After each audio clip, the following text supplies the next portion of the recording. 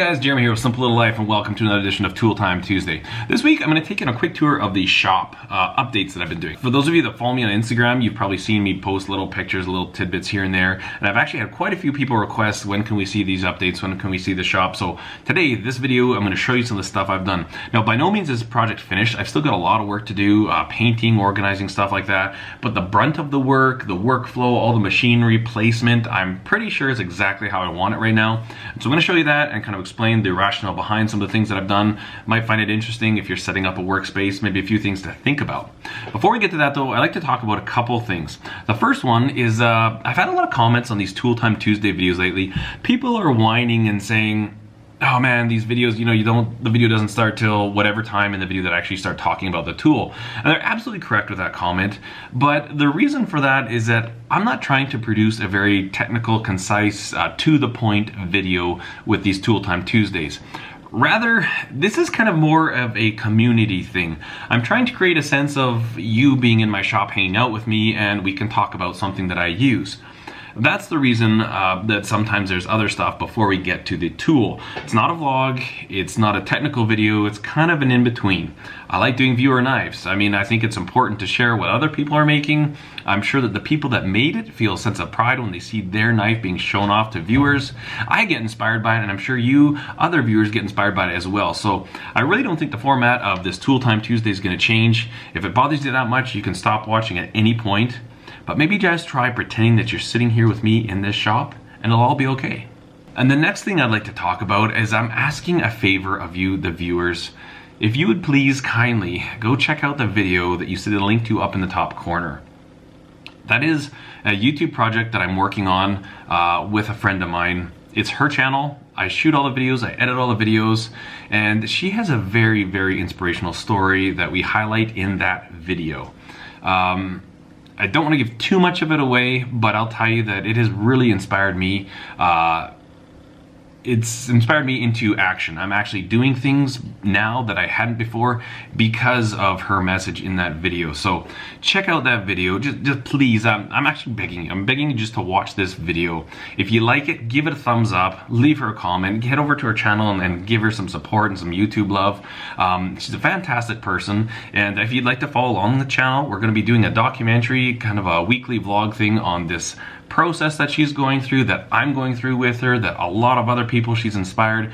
We're taking this trip together. Join with us, join us at home and follow along the journey. Do this stuff that we're doing in these videos. We're just trying to get ourselves healthy and try and be active and get in shape, and absolutely fantastic. Check out her videos. I sincerely appreciate that. And we are almost ready to get to this week's viewer knives, but I have an apology. On last week's viewer knife, Alexandra, I referred to Alexandra as a he throughout the entire video, and what a ridiculous thing to do. Clearly Alexandra is a female name, not a male name. And so Alexandra, I sincerely apologize. I thank you for your wonderful email that you'd sent to me, and I just feel terrible. So you know what, we're going to show your knife again here because, well, first of all, it's a fantastic knife, and second of all, I'm sorry. That was absolutely just a ridiculous faux pas on my part. I apologize for that. So yeah, I'm sorry. To this week's viewer knives. So the first knife we're going to take a look at this week is from Julio, and Julio is 17 years old and he's from Spain. He said, you've encouraged me to make a knife, and the one comment I really like, he said, is that I had a great time making it. That's so true. That's why we do this, is because it's fun. I'm pretty sure if you ask anybody who's ever made their own knife, they will tell you that it's a very enjoyable experience. And that comment I don't get all that often, and I absolutely love it. I had a great time making it. So Julio, good on you. I'm glad you had a great time making it. This knife looks fantastic. Looks like a really, really useful camp knife, capable of doing some good work, but not too big that you couldn't use it for some finer details as well. So great job on your knife, Julio. Thank you for sending me the picture. The second knife we're going to take a look at is from Kalan. Kalan is 12 years old. That's insane! When you think of a knife maker, somebody who makes a knife, you don't think of somebody who's 12 years old. I truly believe we limit our youth's capacity based on their age. Obviously, there's certain things that they might not be, certain responsibilities they might not be ready for, but as far as their skills and their abilities, I think it's incredible. So this knife looks fantastic. I really like the shape. Very nice belly, would be very useful for skinning, all kinds of different tasks, and the handle looks really, really comfortable. So Kalan, thank you so much for sending this. They did this knife with basic hand tools. They've said they got a lot of inspiration from my channel, so obviously when I get emails like this, it makes it so worth it doing these videos for you guys, and this is totally cool. 12 years old, made a fantastic knife. That is awesome. And the last knife we're going to look at for this week is from Mike, and Mike is from Yakima, Washington. He's been making knives for about 6 months, and he's found some inspiration ideas from this channel as well as other channels on YouTube. And by all means, guys, look at what the other makers are doing, because there's a lot of great stuff. I learned how to make knives on YouTube, Trollski, 100% all the way. That's where I learned how to make knives. So check out all the other channels. There's lots of guys doing amazing things, and learn and share, and this is how this community grows. Excellent work, Mike. These blades look fantastic. I really like the shape of them. Very nice bird and trout kind of knives, and then some other camp knives. Very elegant, beautiful lines. Really, really great blades. Thank you so much for sending in your knives, guys. They all look fantastic. You should be so proud of yourselves. If you'd like to have your knife featured on this channel, just email me, jeremy@homesteadknives.com. I'm probably going to do a viewer knife compilation video soon, because I get so many viewer knives, probably 3 to 20 a week. And obviously I can't keep up with that by just featuring 3 a week on Tool Time Tuesday. So look for that coming in the future, but let's take a look at this shop and some of the changes that I've done. So I'll take you down to the front of the shipping container. Also in Canada we call these a sea can, so I might refer to it as that. One of the first things I did here was I built this shelving unit for hockey equipment. We're a big hockey family, and the biggest reason is that I want to have a place for this stuff to go, and then I want to have doors on here to help protect the dust, this equipment from dust. So not finished yet, the shelves are done, they're sitting in their place. Got some hockey stick storage, as well as some, I've got my hockey skate sharpener, some random stuff, like things like boots that we don't wear in the winter time, or shoes and stuff like that. Maybe a few things like some baby wipes, some Costco bulk purchases and stuff. It's just nice to have a place to store it, and so I'm gonna put doors on that so it's protected from dust as well. So this is not finished yet, but this has been updated, and that was the main change I made here. Over this way, this is my buffing station, and one of the things I'm still going to do here, I haven't really, from the fireplace over to here, I have not done any updates on, and there are a few planned. One of them being a platform, kind of a base that is welded to the wall and has hopefully just the wall, maybe some vibration isolators so it doesn't transfer all the harmonics and we don't get like a bunch of resonance through this shipping container.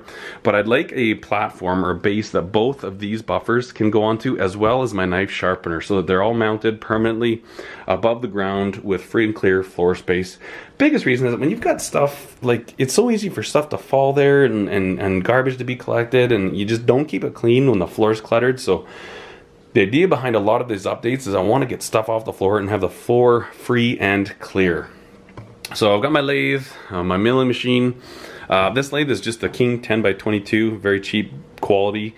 10-inch diameter by 22 inches long. That's how they size lathes. So it's like 5 inches between the ways from the center of the chuck. I'm not sure if I'm doing much here. This is a very heavy base that came with the lathe, and it works pretty good. The best thing for this would be some really, really rigid mount, but I'm not sure if I'm going to do that here or not. These small lathes, these small milling machines, lathes and stuff, their biggest downfall is that they're too light. If they had a lot more girth and weight to them, they would get much finer cuts. You get better surface finishes, less chatter and stuff. So that's the biggest thing with these small tools. Sometimes you don't really get great performance out of them. One of the biggest reasons can be that they're too small or too light. So I'm not sure what we're gonna do about that, but so beside this one, I've got just our deep freeze here. This area has not been updated at all. I need to clean this up, maybe make some custom cubbies and get some doors. And again, all these cabinets, I wanted to have them painted white, as well as the entire shipping container. In the summertime, I would like to paint this whole thing white, and then also do something with the floor. And then I've got the fireplace, obviously. This is what allows me to work here in the wintertime. Works really, really well. And gun safe there. This is kind of where I keep all my Kydex storage and stuff like that, different scale materials. The bolt bin that I'd purchased over Christmas, and there was, if you remember, a workbench here. I got rid of that, and so then I had to make a support for this bolt bin to go onto, and I wanted it high enough that I could get my kiln, my heat treat oven, as well as my small toaster oven for kydex and tempering underneath it, just so I can kind of consolidate, keep these together. And this is a bag of tools I got to get rid of. So it's kind of nice. This is all heat treating stuff. I've got my quench oil over there, different tongs and stuff I use, the aluminum plate for plate quenching, stainless steel foil, and it's kind of nice to have everything I need for heat treating in one spot. And then just over to that, I built this little stand that comes off the wall. It's just a piece of C-channel, and I put a 45-degree gusset in there to strengthen it up. I bolted it to that, and it's nice to have this rigidly mounted. It's solid. It's always there when you need it. I don't have to pull it out of a shelf and put it onto a workbench. And it's kind of out of the way enough. Like, the idea is kind of get everything set up, keep the floor as free and clear as possible, just so I can clean things easier, sweep things. It just has a roomy feel to it. So really happy about that. That was one thing I was quite excited about. Above that, I've got some clamp storage, with a little shelf for my drill bit storage. And then one of the big things I wanted to do with this project was get the drill presses beside each other. And then I just made some metal frames, welded them to the wall of the C-can, and put supports down to the ground to pair the brunt of the weight of the front of them.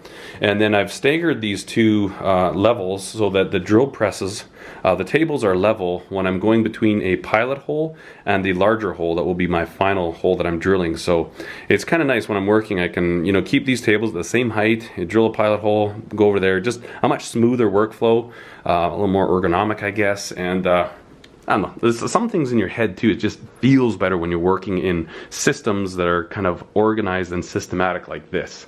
Really like that. Another big update I did was a new workbench.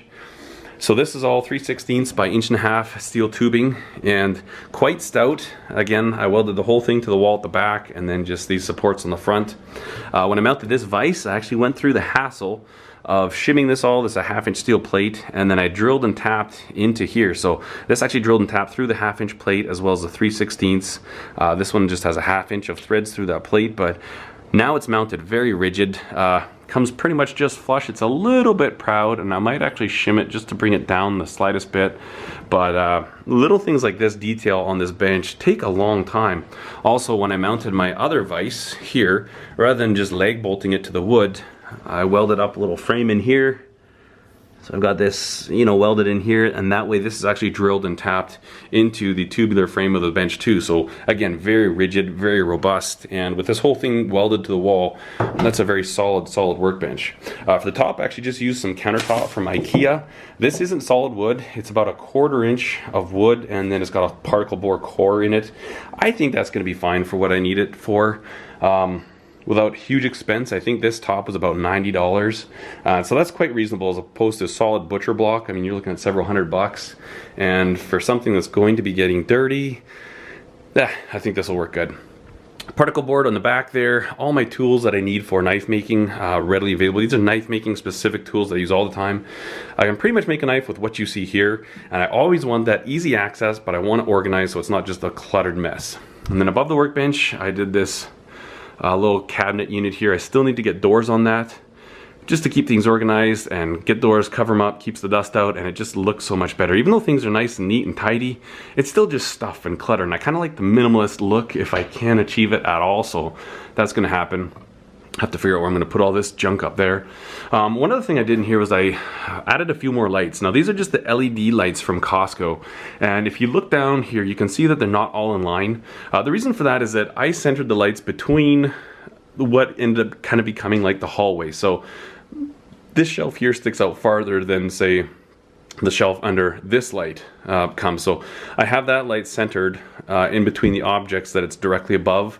This light is centered between the objects that it's directly above. So the lights aren't perfectly in line as you go down the shop, but I figure I'd rather have a good useful light that's exactly where I want it, rather than something that is just in line. So that's the reason that has happened, and it's nice. It's much brighter in here.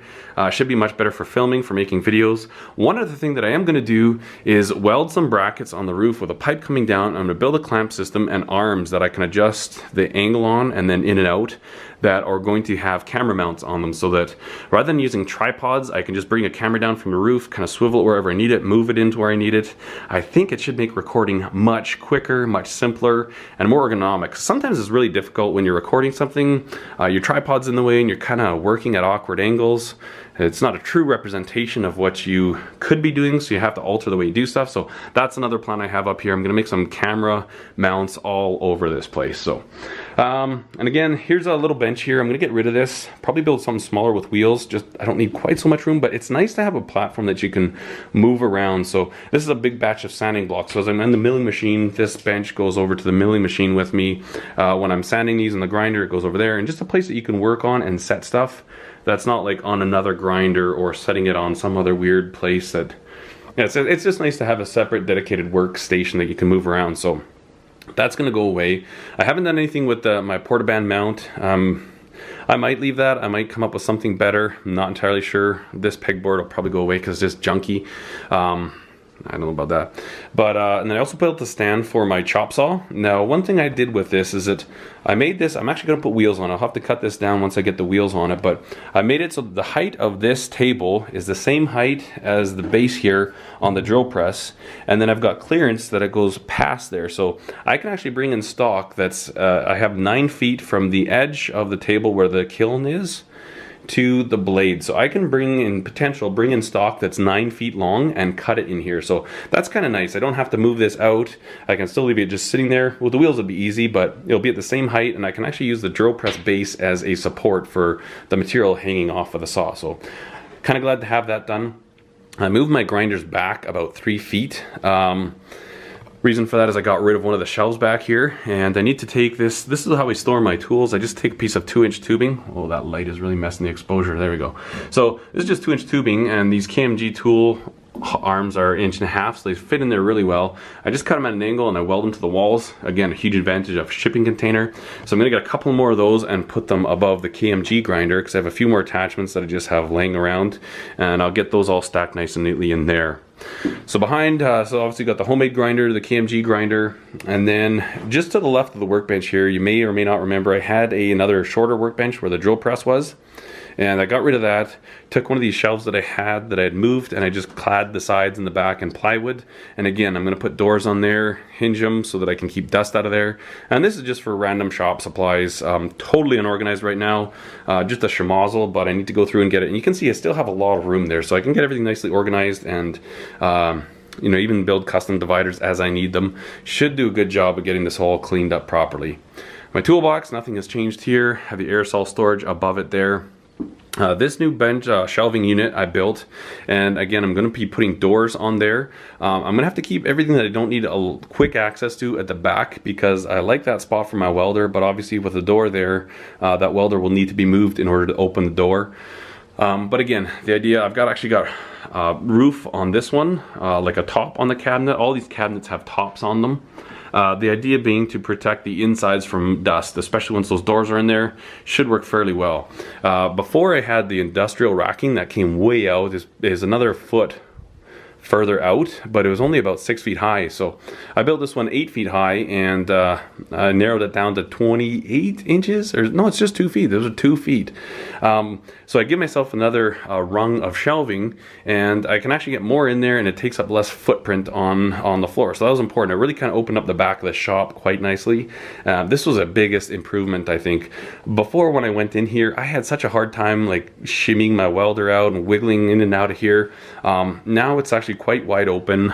New light up there is much brighter, and really like this area. This has opened up a lot. This whole thing has actually gotten much wider than previous. And again, this is one of those shelves that I had in here. I put plywood sides, a back, a top on it, and this needs a little organization. This right now is just some power tools. I'll probably keep this power tools. This is some different sharpening apparatus and stuff like that. Rubber glove storage, some empty things. So I obviously need to go through here, tidy this up, organize this a little bit better, and then put doors on it, and we'll be good to go. And then above that, I've got my new belt storage rack. So that's where I keep all the new belts that I have. And I still don't know what to do about old belts. I'm pretty sure that this is probably the biggest problem that knife makers have, is that you end up with several dozen belts hanging around the shop that have been used. They may not be good enough to take onto a brand new blade, but there's still some life in there, so you don't want to throw them out. This is like a knife maker's nemesis, is this stage of belts. You don't want to throw them out, but you don't want to use them on a brand new project either. They're like in-betweenies. They're such a pain, but I want to figure out a good way to store them, and hopefully, I don't know, we'll see. And I just got some random material storage in there. This central vac here, I actually just use as dust collection. So I've got the pipe that goes behind there, comes out here, and goes up there, and this just comes right to there. So this is purely for dust collection. I had it kicking around, and I thought I may as well put it to use. So this is where the power comes into the shipping container. I've got those watertight grommets in there, comes in kind of close to the ground. I've got a 20 amp 110 circuit, a 30 amp 110 circuit, and then a 20 amp 220 circuit that I run the air compressor, as well as this little electrical heater that's 220, really nice in the wintertime. I'm probably going to bring another circuit in and have a dedicated circuit just for the lights, and then I'll have one 20 amp circuit which will run some of the other lighter things like drill presses, maybe my toaster oven, or my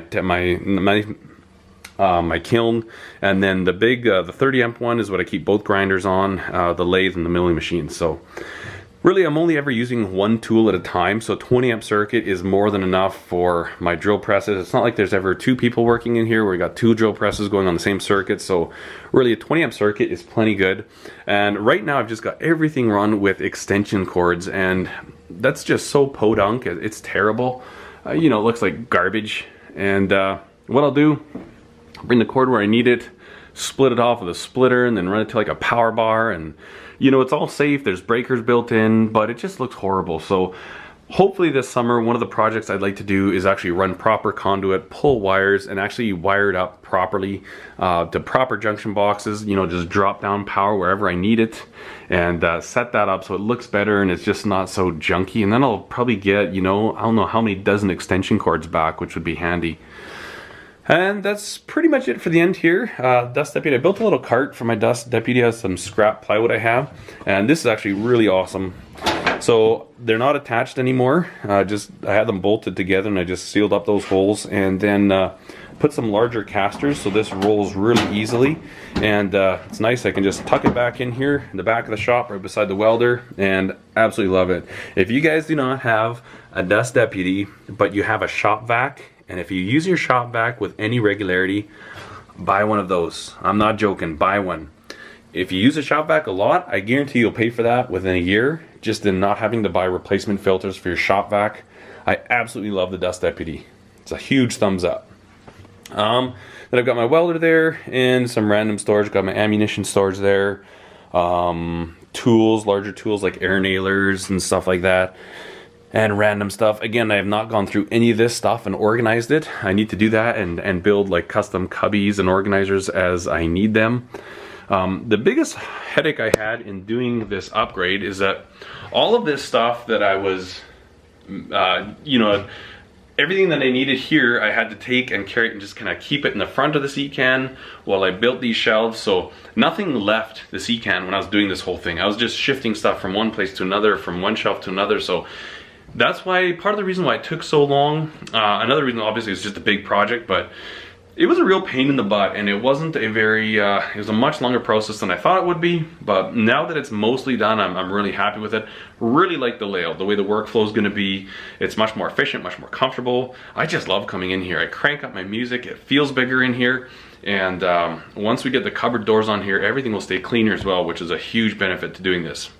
One thing I am thinking of doing is here on the grinder station, I'm actually considering welding some type of a track all on the roof there with a curtain that I can pull around here, and then cutting in a little exhaust fan underneath there, so that really when I'm about to do a lot of heavy grinding, I can just kind of surround myself in a curtain, you know, turn the fan on, suck everything out, and that will do a huge help to keep this place dust free. Obviously I wear a respirator when I'm grinding. It's not for that I would like to do that, but it's just to keep the dust out of the rest of the space. That's the reason I'd like to do that. But anyways, hopefully that's kind of gives you an idea of what I've done here. Quick little tour of the shop. Really happy with the way that it's changed, and yeah, it's one of these things when I set up the shop, when I started working in here, it was kind of like I'd bring in one workbench and do that, and then I'd need something else, so I'd add on to it, or I'd maybe bring something else in. And so this is kind of a bit more of a, you know, walk through and say, okay, what would utopia look like? What's something what layout would I like to have if I was starting with a clean slate? And so that's kind of what I've tried to do as much as I can. A few things I was kind of constrained on, but for the most part, this is kind of a layout that I really like, and that if I had a blank shipping container, especially this wall in here, from here like to here, I wouldn't change this at all. I absolutely love this. I'm more than pleased with the way it came out. And you can see it's a fairly roomy, like I've got enough room for a few people to walk around in here now. That was another thing. My kids would come out in here, and they still do. We do work in here together. It was really difficult to have kids in here because we're like, you know, shoulder to shoulder. So it's a little bit more room in here for that. Still, I mean, it is a shipping container, right? I mean, you're constrained by 8 feet on the walls, but I think this was a big improvement, and hopefully it might give you some ideas if you're looking at doing something like this. Thanks for watching the video, guys. Again, if you could check out Linda's video, it'd be much appreciated. Cheers.